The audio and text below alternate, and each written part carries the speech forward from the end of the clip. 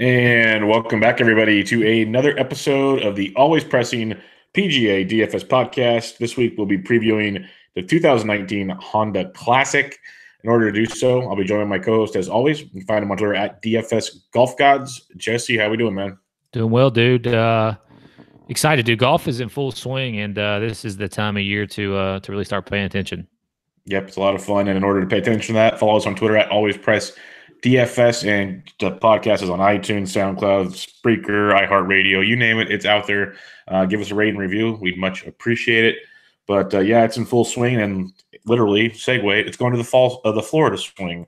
So that's where we are at with this new scheduling and everything. And we'll get to the Honda Classic here pretty soon. But the final leg of the West Coast, or the transition to the Florida swing, depends on how you want to look at it. WGC Mexico, and one Dustin Johnson just ran shot over that place for 4 days. Any thoughts on that? Yeah, I mean, I wish I would have seen that one coming. I was big time on Rory last week and JT, and obviously Rory played really well. He finished in second by 5 shots, and JT came back really nicely on Sunday. But DJ, man, I mean, I don't know. Like, he made, what did he make, like 2 bogeys all week long? He played the first. He made a double and 1 bogey. So a double on Saturday, 1 bogey on Sunday. Didn't make a bogey for the first 2 days. I mean, like, it. When you can make as many birdies as he can, or really anybody can at that golf course, and you don't make a bogey, it's easy to see why he won. I mean, we talked about last week, did we mention it? Like, would it surprise me if Dustin Johnson won this golf tournament? No. Am I going to play him? No. So that's great. Yeah, but it's his second time winning it in the 3 years it's been there. He's he likes this course quite a bit. So I'm already want to pencil in. I saw your awesome tweet about this week's tournament in your phone from a year ago. That was phenomenal. It's like I almost want to put in the one for next year for the WGC. It's, hey, now everyone course history narrative. Dustin Johnson, and we're going to avoid him again. Just watch. It's going to happen all over again because we don't want to pay you the price now. Well, I think it depends on his form coming in. I mean, obviously his form wasn't like great, but he did have a win recently. I mean, it was okay for Dustin Johnson. It was not good. In Europe, you're right. He had the win. He had the win over in Saudi Arabia or wherever, and then he did top 10 the week before. But it wasn't like DJ-esque of competing for a win over here that we've seen, and the ownership was down, man. We just missed the boat on that one. But I'll take my even money and run from that golf tournament, since he won it by 5 shots. And I know we shamelessly plug this often, but we got that free Slack chat to go check out, and our buddy Kevin at Kevin's Delight, who does the OAD picks with us and other things, and runs obviously the Junkies golf contest. He's been hopping in that the Slack chat more often than usual, and at least once or twice before the tournament. He flat out said he loves DJ this week. He loves Paul Casey. And I can't remember the third. Kevin cleaned up for the second straight week. So I know it's sometimes it's just random guys talking to each other in there you might not know, and you're waiting for myself or Jesse or whatever. But there's a lot of smart people in there, and Kevin's in there dropping knowledge bombs now. So I'd recommend joining up in there. Yeah, dude's hot, and he knows golf, and like. He even tweeted a picture of his computer, if you remember, which is a bunch of fucking pieces of paper. Yep, that's how he's always been. He's very, he's. I love it because literally, me podcasting is I never thought I'd get this far on a computer. So I have notes before I record for every episode. So that's how I respect the game that he has going on. Yeah, I'm with you. He's been like that forever, man. Like, yep. But the Slack is still going strong. So. Like you said, 100% free still, and it'll remain that way. So, if anybody wants to hop in there, just DM one of us. Yeah, super simple. Just need your email address. That's it. Not going to no credit card, nothing. So, any final thoughts? I unfortunately did not get to watch a ton. I had family visiting this weekend. I had a lot of Rory. He was my OAD guy. He had a great opening round. He fell apart. I heard somewhere today he's like leading the tour and. Like strokes gained this year. He's number 1, and it shows he's like top 4 or better in like 4 straight weeks or something. He just can't putt. He putted the first day, and then the rest he just couldn't putt again. So he came out real hot. Obviously, he birdied his first, he birdied 3 of the first 4 holes or first 5 holes that he played on Friday, and it's my fault. I texted somebody and I said, Rory, my God, and then I think he immediately went onto a bogey streak, and it was over from there. So I'll take the full blame on Rory not winning that. I was on Rory too, obviously. Oh yeah, but, I just opened it up. Yeah, you were on Rory. But other guys who had big weeks. Ian Poulter, we talked about him quite a bit last week. He had a really, really strong week. JT obviously bounced back pretty strong. My boy Oost Luton had a good week. It was Heavy Keegan, and he played well. Tiger played all right. He had some weird moments, but did you see his shot on Friday? Out of the bunker. Oh my God. I was away from my phone, so I wasn't glued to it, but literally I think I got in on my phone about an hour after it happened. And this is where Twitter becomes great, because it was like 7 or 8 straight quote tweets of this video. So I got to see it immediately. Yeah. It's amazing. I even saved a picture on my phone of just him in like the pose. And like, if I didn't that way for too long, I'd be hurt. But oh my God, dude. like what he tried to do, I think I would have pulled my ass and my back at the same time. Like it was amazing. And he's like 40 something years old, and had his like 17th back surgery or something. Yeah. No, that shot. I mean, that was nutty. It reminded me of the shot by Bubba in the Masters out of the woods. Yeah. That was that simple. But if next year also, when you put your DJ note in there, go ahead and put a note in to play Kiradech at this golf course too. I was about to say, I was wondering if you're going to mention your boy. Dude. I wish I played him a lot more last week. I thought he was going to be higher owned, and I just couldn't. I didn't want to be on it just in case, but it was no fluke the year before. So that's 2 straight really strong finishes for the one that we all love there, Abby Barnard. Yeah, no, he brought it. We did flat out say, if you guys want a big boomer bust GPP guy last week, Kiradech's the guy. Like, he's super cheap, and we know what he can do in a no cut event, because he had those blow up holes, which we said he would have. But you let him play 72 holes, and he finished 11 under, 3rd place or something. So yeah, give me some of that for 66 or whatever he was. Yeah, 68. It was cheap. Yeah. So yeah, it was beautiful. But it's a cool course. I'd actually love to go down there and visit and play it someday. But maybe when we win the Millionaire or something, we can go do that. But yeah, it's a cool deal. Yeah, I don't know if I want to be in Mexico City that long, but it would be different to play that golf course, because the altitude is just so crazy. And there's some fun golf holes on there, but it is tight. I mean, those guys obviously there was a lot of tree shots, man, and there's a lot of just weird things that went on last week, but that's about all I got for it. And we're on to Florida. I actually saw, I think, more weekend coverage of the Puerto Rico than I did WGC, unfortunately, but it was more just like off in the distance when I was trying to look over the relatives at lunch and see the TV. So I didn't really get to embrace it all, but I know it was a windy mess. I know Badley had a chance. Trainer won. Any thoughts on that, or do you just want to kind of move on from Puerto Rico? Yeah, I don't. I played like one lineup and got 4 or 6 through, and that was nowhere near good enough to come anywhere near cash. So, yeah, I mean, I thought there were some decent names up top there. Lashley, who we talked about here, I was on him, and he was in contention, and but I didn't pay attention really after the cut was over, because I was pretty much out of it. Yeah, I was bummed. I made 2 lineups just for fun, put them in like cheap 50-50s just to have action in the event. And I had a 5 of 6 and a 6 of 6, and they both went through. I'm like, you got to be shitting me! Like, we know how hard it's been to get 6 of 6s in PGA this year, and I just like throw it in the freaking Puerto Rico Open. It was unbelievable. But let's go to the Honda Classic. It's going to be a fun one and a stressful one at the same time. Like I said, go check out Jesse's Twitter feed, DFS Golf Gods.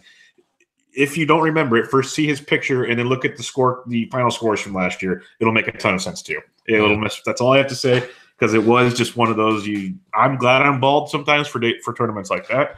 But yeah, give us some past history. You might as well start with last year. Yeah. So the kind of the backstory on that note that passed me gave future me. So 2018 version of Jesse gave to 2019 version of Jesse was don't play this event. Reason being is last year was just wild with the cut. It was a +6 cut. I think I was heavy Martin Keimer, and that was really my reason. And he WD'd after the first day, even though he was still in contention. But so last year, Justin Thomas was your winner in a playoff over Luke List. If I remember correctly, this was the event that JT had somebody thrown out. This is when he got cranky out of the sand, yes. Yeah. Yeah. So the guy, he hits a tee shot. The guy yells, "Get in the sand," and he says, "You're gone." And then he caught all kinds of shit about it and had to apologize, which to me, there's no apology necessary. But JT beats Luke List. If you go back through some of these the last couple years um, of the leaderboard, you will see kind of a theme. Guys who hit it long here are successful, but Ricky Fowler is your 2017 champion. He shot 12 under. So JT shot 8 under the year before, 2018. 2017, Ricky shot 12 under, won by 4 shots over Morgan Hoffman. And Gary Woodland, 2016 winner, was Adam Scott, 9 shots or 9 under, 1 shot over Sergio Garcia. Other past champions here, Rory's won this event. Of course, he's not playing it this year. The other Rory Sabatini, we'll talk about later, has also won this event. It's kind of a mixed bag of names. There's some kind of odd ones. Michael Thompson, who will probably get chalky this week, has won this event in the past. So, yeah, it's going to be an interesting week. Yeah, it definitely is. And like when you're reading off those names there and you get past Gary Woodland, I'll give, and that's when Gary Woodland wasn't the Gary Woodland we know now. Right. There was a lot of not big names winning this event. And a lot of that's due to the catastrophe that could take place at this golf course. Like par is a great score here. A couple things I'll mention, like I'm not going to go as in depth as, a lot of these guys do. I just give you the basics, what you need to know here. But it's a less than driver course for the fact you need to stay out of the water. There is water on 14 of 18 holes. This is PGA National Champions Course, built in 1981 by Tom Fazio. It's been redone by Jack Nicklaus 3 or 4 times now. Last year, they redid all the greens. There's a ton of complaints last year about like holes and not enough grass on the greens. Well, they redid all the greens. They were averaging 5,500 square feet. Now they're averaging 7,000, so they're a little bigger. But the things we were reading is when you put in new grass like this, and they are Bermuda greens, everyone's happy to be off of POA. When you put in new grass like this and you're not getting a ton of playing time, it takes a year or two. It's like for people that own golf clubs or baseball bats, you got to work them in. The greens you got to work in, and they're a little bumpier than normal. So that when you're coming in with your wedge shot or whatever, might not catch as much as it usually would on a regular green. So something to keep in mind there. It's a par 70, 7,125 yards. So it's right in the middle, not too far, not too long, not too short. Again, par is a great score with water on 14 of 18 holes. The quote unquote blow up holes that you hear quoted a lot are 6, 11, 15, and 17. And they're blow up holes because golfers are scoring doubles. Okay, let me put it this way. Since 2012, over 6% of golfers in each tournament are getting doubles or worse on just those 4 holes. That's something I do on holes a lot, not a professional golfer. So something to keep in mind there. There's the famous bear trap, 15, 16, and 17. 15 and 17, obviously big blow-up holes we talked about. So it's a very, very challenging stretch of golf where you're going to see guys maybe win the tournament or lose the tournament right there. It makes for a fun Sunday, that's for sure. Again, it's less than driver course. Wind is usually a major factor. I know last year they were averaging over 15 miles an hour a day. That's why the scores were where they were. This week so far, really light chances of shower early in the week, nothing crazy. But winds around 5, maybe gusts up to 10. Overall, not supposed to be too windy, so that should help a ton. And this course is the toughest non-major course in the PGA Tour. So it is super challenging. That's why you'll see some no names as long as they keep it in play. And it's like Emiliano Grillo is one of his quotes. He loves playing this tournament. He plays every week, he said, because you can shoot 3 or 4 under and have a chance to win. You don't have to just be like a guy that bombs it and hits a wedge in. It's actually having to play golf and having to hit straight shots and play your normal game instead of just going for broke. So it'll be an interesting week. And when we get to the DraftKings picks here in a minute, we'll explain why. But what key stats are you looking for this week, Jesse? Obviously a lot of course history here. So I think course history is fine to wait. But mostly like what I'm looking at is your tee to green stats, including greens and regulation, driving distance. It also does matter too, like but scrambling is gonna be a factor. And then I'm weighting bogey basically avoidance more than birdie or better percentage.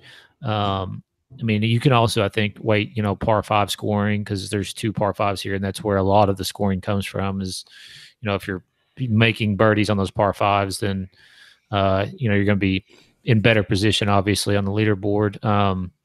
But that's pretty much kind of what I'm looking at here. This is a ball striker's paradise. This is not going to be a putting contest. This is not going to be.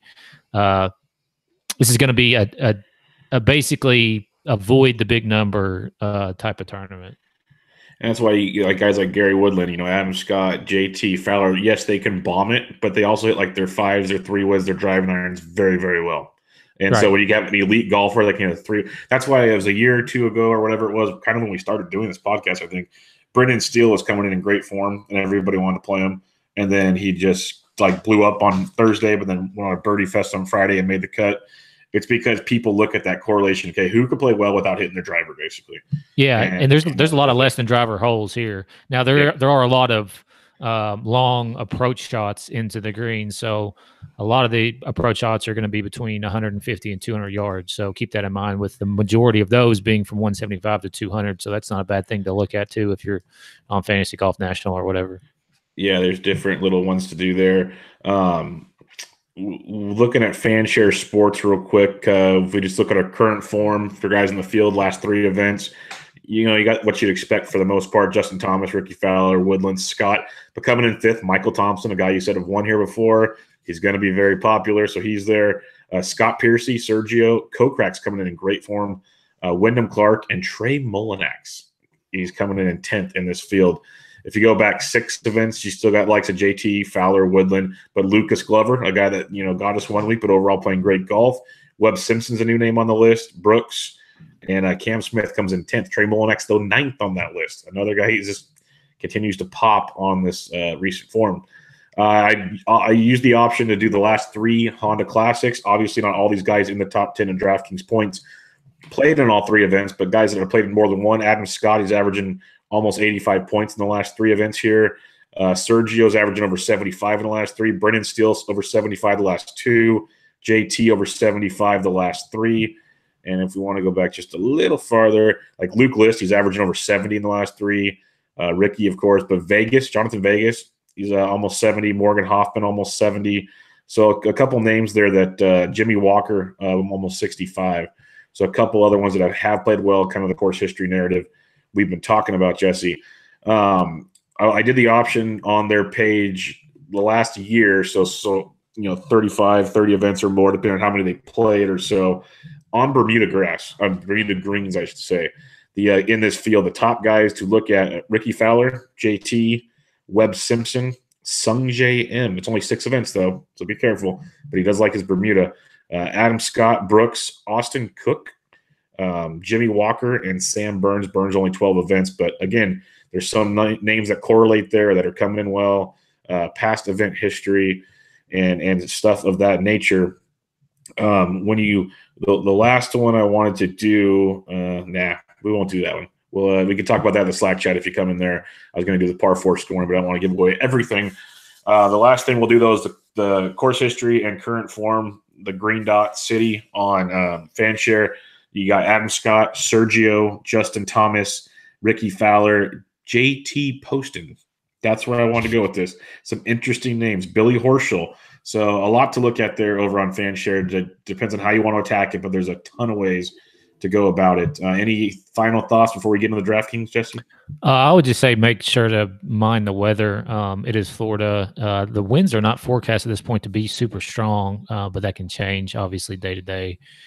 So just something to keep an eye on as well. Another narrative you can kind of look at, I've already seen it kind of a little bit on Twitter, is the Florida boys, guys who are from Florida or reside in Florida, local guys. Maybe they've played it more. They're used to the conditions. They're used to Bermuda, that kind of thing. So something else to keep in mind. All right, let's get into the DraftKings. And a common trend with a lot of that FanShare stuff is a lot of those names you heard are in 9,000 and above, but there were obviously some that weren't. But let's start in 10,000 and above. Got Justin Thomas at 11.9, Ricky Fowler at 11.2, Brooks at 10.7, Adam Scott at 10.3, and Sergio Garcia at 10,000. Obviously, the cream of the crop in a not as dominant Honda Classic field as usual. Jesse, who are you looking at? Yeah, I mean, last year I think Rory played here and Tiger was here. 13 of the top 30. Yeah, so it was a much stronger field last year. This pricing.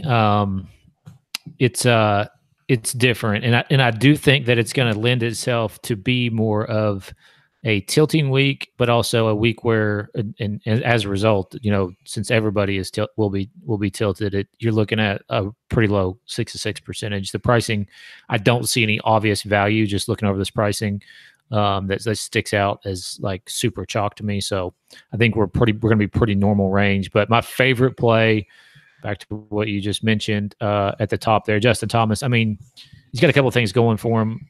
He's the highest priced. I was super surprised how low owned he was last week. Him and Rory both came in. I guess a lot of people ended up going more balanced. Woodland was much more chalky than I thought he would be, but I was able to snag both JT and Rory at decent ownership. So I'll be going back to Rory. I'm sorry, Justin this week. Playing a lot of him. I think Ricky is fine. He's got obviously he's a past winner here. He did miss the cut last year, but he did win in Phoenix recently. So that kind of pressure of having to win has been alleviated from him. So I don't mind him at 11-2, but I do think he will probably be the most popular of JT and Ricky. Moving down the list, Adam Scott I think is definitely playable. Sergio I do believe is going to be pretty popular, but I don't mind him at all. Brooks is the guy who's interesting to me. So obviously getting the price bump, course history, blah, it's miscut 26th, 51st, 33rd. I mean, for a GPP, I think he's probably the play. If that narrative catches on, though, I would probably just completely avoid him. I'm not a big fan of him, but like just looking at like these top guys and who can win, Brooks can win. I would bet against it if his ownership is projected to be kind of high, though. So my favorite play here, and the guy who I have the most of, is Justin Thomas. That's it. Yeah, I can't fade, or I can't get mad at anyone wanting to play all the Justin Thomas in the world. It makes 100% sense.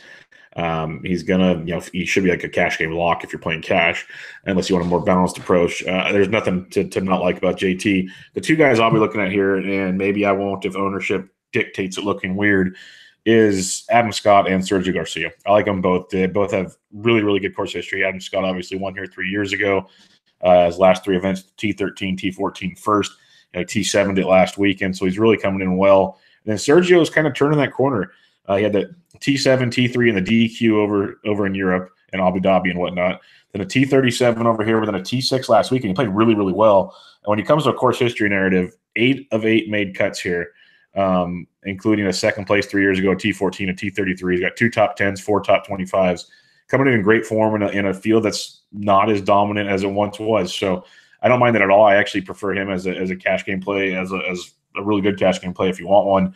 At the same time, I like him in GPPs, but I think Scott I like a little more in GPPs over Sergio. But those are the two I'm mainly looking at there, just because I want to stay out of the 6Ks as much as I can. But if I become more comfortable as the week goes on, then Justin will look a lot better to me. But it's just putting 11-9 on the board out the gate does put a hampering on it, but that goes back to what you talk about, is it leads to a lot less ownership as well. So it's a catch-22 on how you want to go about it. So Scott Garcia for me. Yeah, I do think, a lot of people will go more balanced this week because getting 66 is going to be like at this course wild. Yeah, well, it'll be a huge, it'll be low. Like there's not going to be a whole heck of a lot of 6-6s. It's not going to be like 20%. It's going to be below 20%, and I really think below 10%. I think below 10 so. I think most people will go balanced, but like I'm not a huge fan of the balanced range, and we'll get into that now. Yeah. Let's get into the 9Ks. Where there's some to like here, but there's some names in this 9K range that make you kind of scratch your head a little bit. You got Gary Woodland at 98. You got Webb at 96. Cam Smith at 95. Bounce back week last week for Cam, for those that jump back on the bandwagon. Berger at 94, Billy Ho at 93, and then you got Luke List, who lost in the playoff last year, at 92, and Benny On at 91. Those two names kind of surprised me a bit. The other ones I can at least understand. Berger a little surprising as well. But what's your thoughts here in the 9K range? Yeah, I mean, this is like just completely tilt my face off range. I think Woodland is most definitely playable. I don't mind pairing him and Justin Thomas up. I think that's a good place to kind of start. And then obviously we'll talk about the guys you could fit in there later. But Cam is playable too. He has never played here. little bit concerning, but like his form coming in, he hasn't missed a cut since the U.S. Open. So playing really well. And, it's just hard for me not to like him this week. I think List will be popular. I think On will be popular. For me, the kind of pivot would be Noren. His form coming in is not good. Not really a fan of the form. Like last year when he top 3'd here, he finished 3rd. He had finished 16th, 21st, and 2nd in his 3 starts prior to that over here in the U.S. That's going Farmers, Phoenix, Genesis in reverse order there. This year he's 62nd, 43rd, miscut. So not nearly as good, but I mean, did finish 3rd here last year, and I just don't think a lot of people will be on him. But so he's kind of like the GPP pivot play for me, kind of boom or bust guy. Cam Smith and Woodland would be my 2 favorites in this range. Yeah, I don't mind it. Woodland 6-6 made cuts here at T2 here 2 years ago.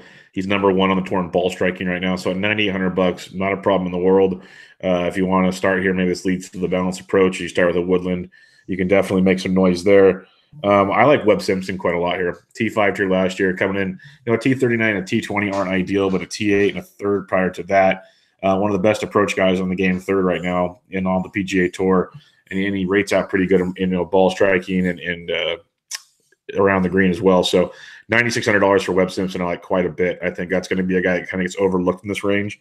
I think you can this course, you're never comfortable, like I said, with all the hazards, but I like Webb, especially. I like him making cuts in cash games for sure, but he's got that upside to, like, again, finish 5th here last year and go for he could win here in a field like this. I have no problem seeing that at all at $9,600.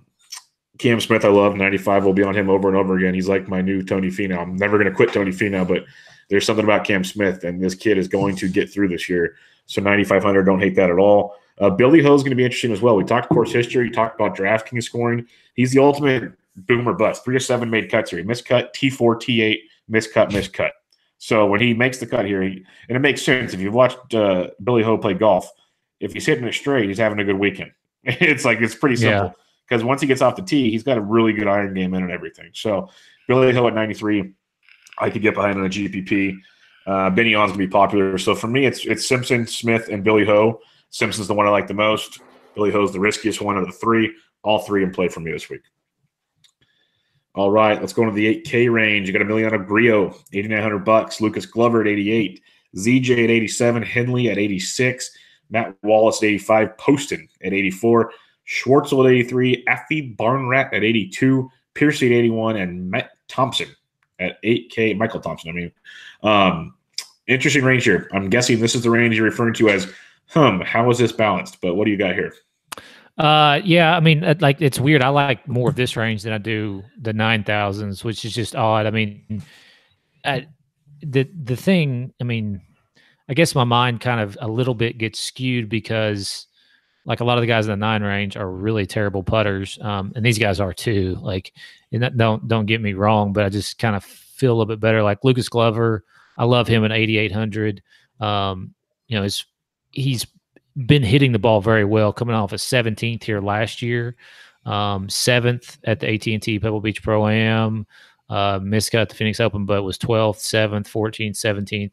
So his form coming in is good, and this is kind of the place to play Lucas Glover because it's not going to be a putting fest. Like obviously he struggles with the putter quite often. The kind of guys you really want this week are the guys who are really, really good tee to green and maybe aren't that great with the putter. So other than that, like Lucas Glover is one of my favorite plays this week. But other than that, Matt Wallace I think is interesting. He's never played here. Followed him a little bit last week. Because I played him some on DraftKings and also during the weekend. He finished 33rd. He's a Euro Tour player. He reminds me of Tyrell Hatton in just kind of the way that he plays the game, but also, that they are both pretty animated as well. I don't think very many people will be on him, especially with no course history at 8,500. JT Poston, I do think he will be kind of chalky. 27th here in 2017, but has made every cut since the Shriners back in November with some pretty decent finishes for JT Poston. Now he's $8,400, so I don't know how much you really want to play him at $8,400, but I can see him kind of getting popular. And then lastly, Michael Thompson. I mean, the form coming in is good. I've talked about him for the last couple weeks when he's been on DraftKings. He's been a kind of a late addition. I think he was late addition to Genesis Open, where he finished 7th. Played him at the AT&T Pebble Beach Pro-Am where he was 10th. But at 8,000, I mean, this might be the place where you just grab the chalk and move on, or especially for cash games, like he would be if I'm playing cash, he's on my team for sure. But if I'm in a GPP, that might be the place to fade him and go up to somebody like, Matt Wallace or something like that if you're looking for the pivot there. I'm not a huge fan of I don't know, Kiradech here. He made the cut last year, but I don't know. He's so up and down, and I feel like after that finish last week, more people will be on him. So that's annoying to me. Yeah, Thompson at 8K. I've heard his name a ton. He's 9th in approach right now, but his form is just insanely good. He is going to be chalky. What number is too high to play? Here's probably what's going to happen is everybody's going to say he's going to be chalky, and then he won't be. right, won't be chalky. So he'll be projected at 20% owned because he's going to be mentioned on just about every podcast. He's going to be he's going to be written up in just about every article. His form coming in is good. He's a pass. Is this the same Michael Thompson that won? Yeah, it is. Yeah, he won a while back. Yeah, 2013, he's a winner here. Since then, miscut 44th, 53rd, miscut 24th. It's one of those things where it's just it's going to be hard to predict. I don't know if you've been following ownership projections recently, but they've been all over the place. Well, they have been because everybody's getting them and looking and saying, okay, well, I'm going to pivot to this guy, this guy, this guy. And it's making things a lot more level than what it kind of was last year. I don't know how many subs FanShare has, but when they put out their ownership, people are looking at it and moving their stuff around. So that's something to consider, but too high for me would be 20% plus. That's kind of what I think. 20 is kind of the gauge. That's how I do with most.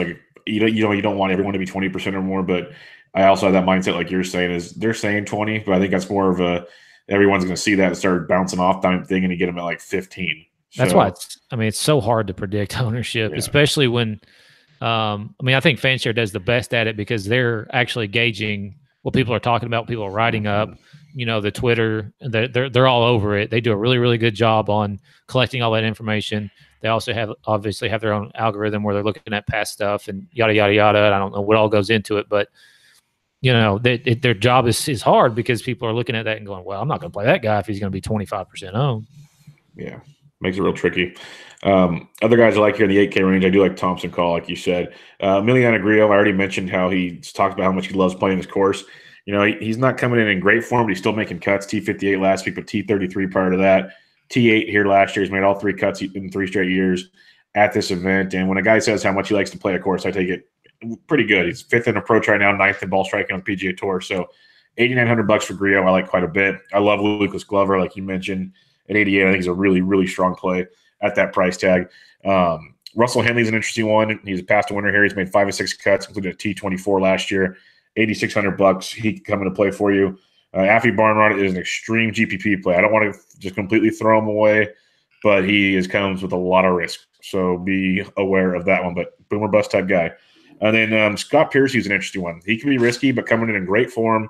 He does like the West Coast usually more than the East, but he has made 4 or 6 cuts here, including a T17 last year. He's a birdie machine, so I guess if you're going to find the water a couple times, you need birdies to get back, Piercy might be your guy, but this isn't the course to kind of fall behind like that. But $8,100, I don't mind it. If I have to just pick a few here, it's Grillo, it's Glover, it's Thompson. Those are the 3 I really like in the 8K range. Sprinkle in the others if you so choose as pivots or whatnot. All right, we're back to 144 golfers this week. Top 70 and ties make the cuts after Friday. So the 7K range is loaded, Jesse. But $7,500 and above is not too bad. You got Joel Dahman at 79, Russell Knox at 78, CT Pan at 78, Hadley at 77, Wee Kim at 77, Taylor Gooch at 76, Graham McDowell, Neiman at 76, Kirk at 75, you got Kraft at 75, Jimmy Walker at 75, and Scotty Brown at 75. Who do you like in the 7,500 and above? Yeah. First and foremost, Russell Knox. He is by far and away my favorite play below 8K. And almost my favorite play besides Justin Thomas on the whole entire slate. So I'm going to be super heavy Rusty Knox. Miscut the last 2 years here, so I'm hoping that kind of depresses a little bit of the course history ownership. But in 2014, he finished second. 2015, he finished third. 26th in 2016. So he did make 3 straight cuts here before, obviously, the last 2 where he missed the cut. But he's made 8 straight cuts on tour and finished 14th Pebble Beach, 10th Phoenix Open. He did play the Mexico Championship and didn't play. He finished 39th, which is the back end of the field. But either way, I'm not really super worried about what happened last week because this is totally different golf course, especially conditions, yada, yada, yada. Other than that, Graham McDowell, kind of interesting. Miscut 14th, 5th the last 3 years here. And, did make the cut in Puerto Rico where he played last week.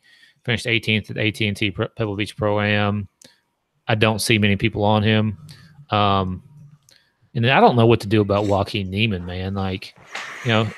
He was the darling for the while. And, he didn't play here last year. He really his run really started kind of at the Masters. And, he hasn't really had a whole heck of a lot of success during this year. He finished 10th at the Shriners, and that's pretty much it. He's, 44th miscut, 72nd miscut. It's an odd week. But I feel like this could be the time where potentially, turns it around. I don't know. I think he's probably worth a lineup in a GPP or two. What do you think on him? Yeah, if you're maxing it, like a 20 max or something, I could see it. If you're kind of going 3 max or less, I probably wouldn't have much of him. He's one of those guys. We'll talk about another one here, another young gun, first timer here. But, ball striking is very, very solid. He's just all over the place right now. Maybe he just needed a break. He was tired. First time here, always concerns you a little bit, but we know how good he can be. So I could see at 76, maybe getting a lower owned than usual Joaquin Niemann that could, T10 it or something and make a little run. But I won't be on him unless if you're 20 maxing, I'd have like maybe 3 or 4 of them if you got them. A couple other 7K, 7,500 and above guys. I do like Russell Knox a lot. When you talk about iron play and approach, Russell Knox is that guy. So $7,800, I can get behind that. CT Pan at 78 is another guy. I don't mind. T17 here last year, T37 the year before. You mentioned Graham McDowell. I think that's a very sneaky, nice one. It could be a nice low-owned play. Miscut T14th and 5th, like you mentioned, coming in good form at 7,600. And last but not least, an interesting one here. We mentioned Course Horse, 7 of 8 made cuts. He's made 3 straight, T33, T21, T43. Not playing the best of golf on tour, but Jimmy Walker at 75 gets my attention. Get him out of California. He's a Florida, Texas swing type guy. So Jimmy Walker at 75 could be an interesting play here in this mid 7K range as well.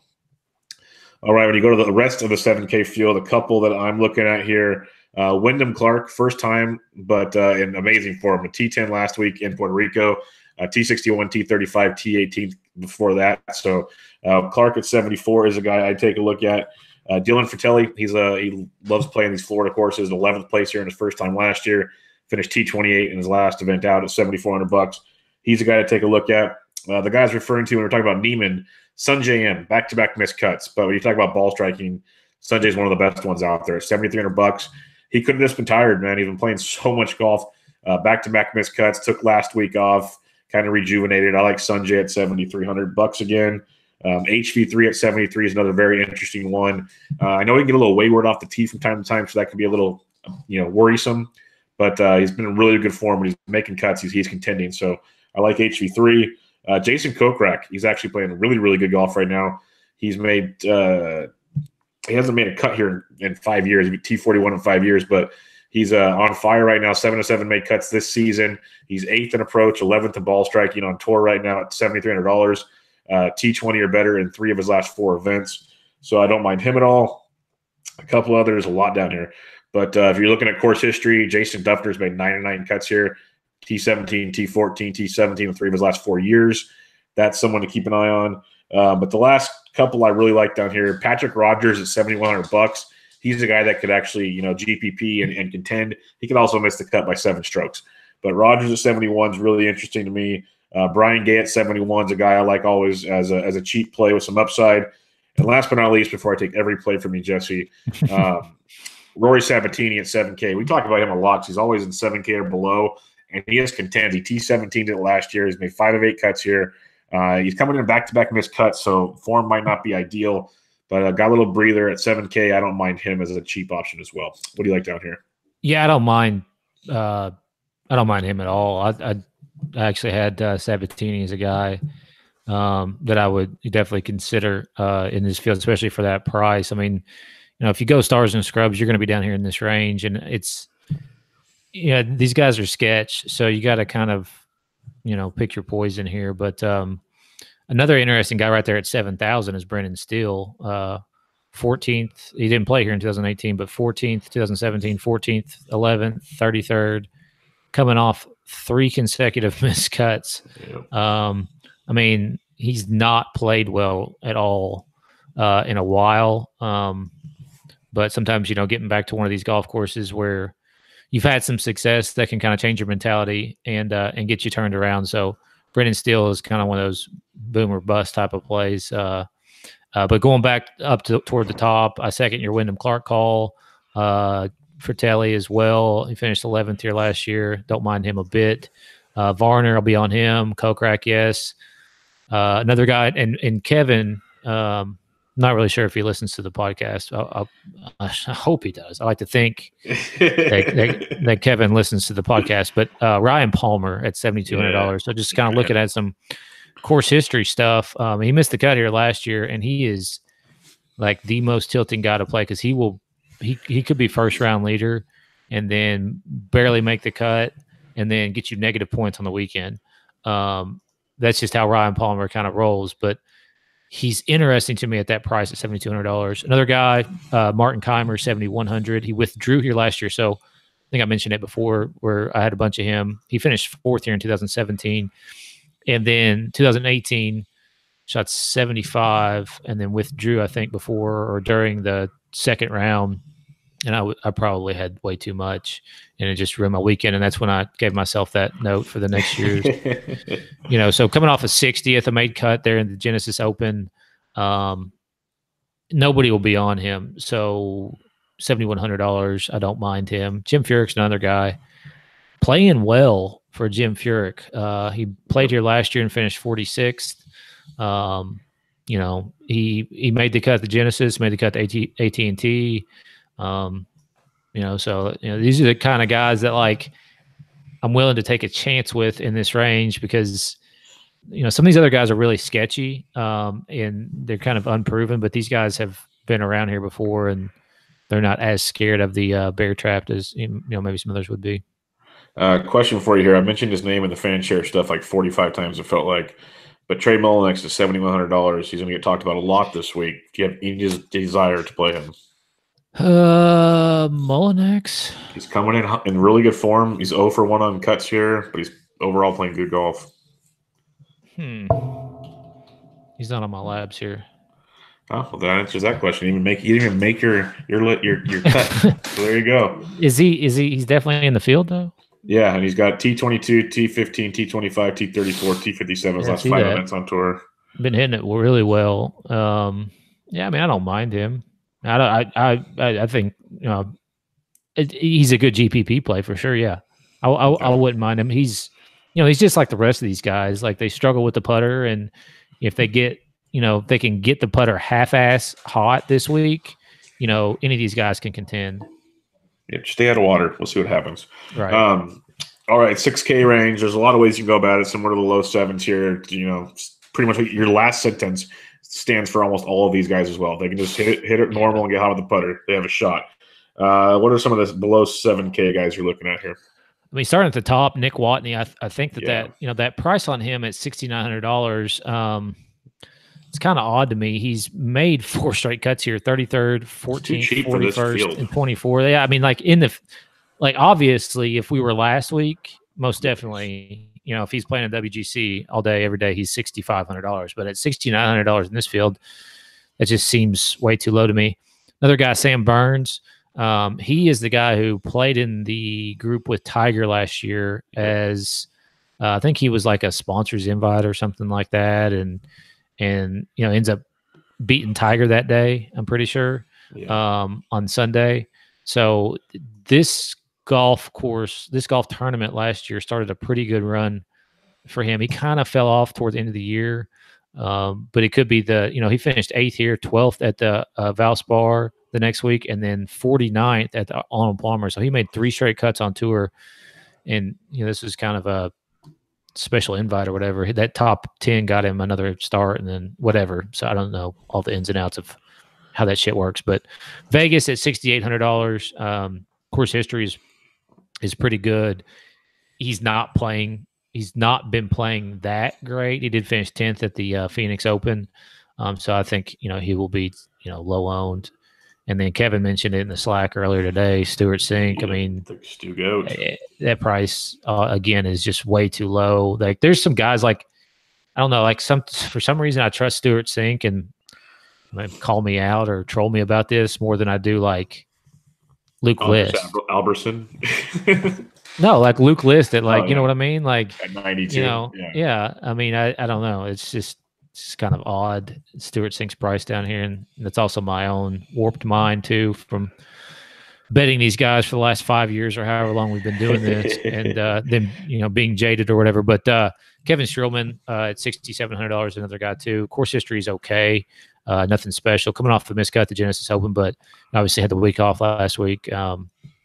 And was 7th at AT&T Pebble Beach there. So I like him to kind of bounce back. One last guy, kind of getting down low, Julian Etlin at $6,400. Never played here, but maybe worth a shot on 1 or 2 lineups. I dig it. Yeah, Watney at 69 is one that really stood out when I first started looking at this. Like you said, 4 made cuts here. Yeah, I missed the cut last week, but came in. He's been in really good form prior to that. So, like me some Watney. Yeah, guys like Roberto Castro. He's never played well here. 0 for 3 made cuts, but overall, he's coming in pretty good form. I love the Stu Goat. 8 of 8 made cuts here. Give me all the Stu Goat you can get. You mentioned Furyk earlier. A guy kind of in that elk is Ernie Els. $6,600. He's made 4 of his last 5 cuts, including a T28, a T12, and a T26. He's made 7 of 9 cuts here, including a win way back in the day. But it's not lights out. He's actually playing decent golf at $6,600 to maybe not win you a GPP, but keep you in contention with a 6-6. So Els is someone to think about. More of a GPP type play would be like a Carlos Ortiz at 66. I do really like Julian Etlin, like you mentioned. I think I've been on him for 3 or 4 straight weeks now as one of the cheap darlings. He's made 4 of his last 5 cuts. He's T40 or better in 3 of those 4 made cuts. $6,400. There's a lot to like there. I'm going to butcher his name, but Bjerregaard. He's playing really good golf. Yeah, he's just consistently making cuts at $6,400. First time here, but someone to think about down low. And the last 2 at the bare minimum. And this is strictly course history narratives here, but like Peter Jakobsen, Johnny Huh are both really good course history guys here, but coming in horrific form. Jakobsen, not as bad, but the one I really wanted to mention, coming off a T8 last week in Puerto Rico, he's made 8 of 9 cuts here, including a top 10 and 2 top 25s. Ben Crane is $6,000.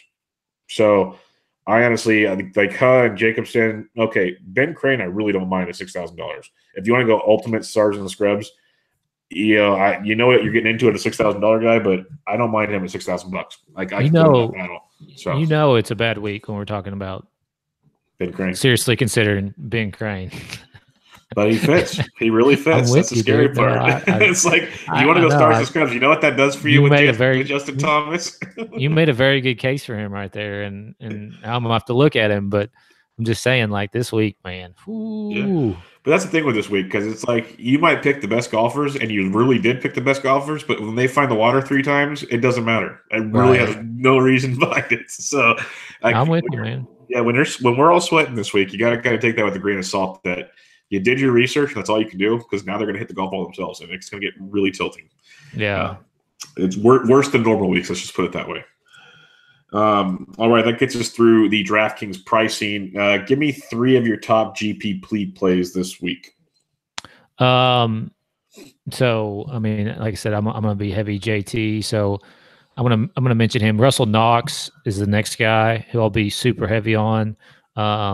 And I'm probably going to play mostly GPPs. I don't know if I'm going to play cash or not. I think it's an okay week to do so, because I think there's potential that 4 of 6 could cash.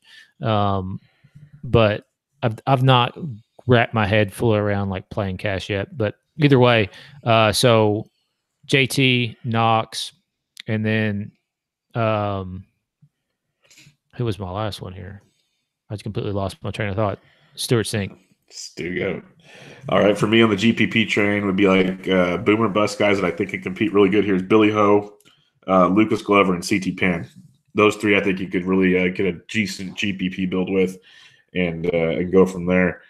Three cash guys I'm looking at, Sergio, Webb, and Grillo are three cash guys I really, really like this week. What are some of the cash guys you like if you're playing cash? Right. I mean, I would highly consider starting with Woodland and then trying to go more balanced with it. But Glover is another guy that I would highly consider for cash games. So Woodland, Glover. My train of thought is just completely going out of whack here. And then you can look at a guy like Sink or Watney in cash as well to kind of save some money and then go back up. So those would be some guys that I would. I think the moral of our conversations on all the just plays in general and the GPP and the cash game plays we just gave is our player pools going to be very similar between the two compared to normal because 5 of 6 and 6 of 6 are going to be so kind of weird this week that they might work in both, basically. Yeah, that makes sense. Most definitely, yeah. I mean, when you talk about cash game plays, people automatically think, well, that's a safer play, but we're talking about golf. We're talking about golf here. You know what I mean? Yeah. And so there's really nothing that's quote unquote safe. Guys that I would consider like typically when I look at a guy who I want to play in cash, they have good form coming in and good course history. If they got both of those combinations, then I consider them a guy that I would put in a 50-50 or a double up. For sure.